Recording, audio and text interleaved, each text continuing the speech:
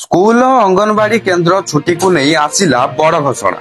ପ୍ରବଳ ବର୍ଷା ଯୋଗୁଁ ସ୍କୁଲ ଓ ଅଙ୍ଗନବାଡି କେନ୍ଦ୍ର ଛୁଟି ରହିବ।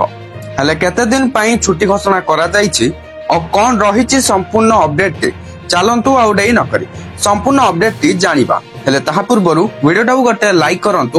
ଚ୍ୟାନେଲକୁ ନୂଆ ଆସିଥିଲେ ଏବେ ହିଁ ଚ୍ୟାନେଲକୁ ସବସ୍କ୍ରାଇବ କରି ବେଲ୍ ଆଇକନକୁ ପ୍ରେସ କରି ଅଲ୍ ରେ କ୍ଲିକ୍ କରି ରଖିବାକୁ ଜମାରେ ବି ଭୁଲନ୍ତୁ ନାହିଁ, ଯାହାଦ୍ୱାରା ଯେତେବେଳେ ବି ଯାହା ବି କିଛି ନୂଆ ନୂଆ ଅପଡେଟ ଆସୁଛି ତାହା ଆମର ଏହି ଚ୍ୟାନେଲ ମାଧ୍ୟମରେ ଦେଖିବାକୁ ପାଇଯିବେ। ଚାଲନ୍ତୁ ଆଉ ଡେରି ନ କରି ସମ୍ପୂର୍ଣ୍ଣ ଅପଡେଟ ଉପରେ ନଜର ପକେଇବା। ପ୍ରବଳ ବର୍ଷା ଯୋଗୁଁ ଛୁଟି ଘୋଷଣା କଲେ ଜିଲ୍ଲାପାଳ। ଗଞ୍ଜାମ ଜିଲ୍ଲାରେ ଆଜି ସବୁ ସ୍କୁଲ ଓ ଅଙ୍ଗନବାଡି କେନ୍ଦ୍ର ଛୁଟି ରହିବା ନେଇ ଘୋଷଣା କରିଛନ୍ତି ଗଞ୍ଜାମ ଜିଲ୍ଲାପାଳ।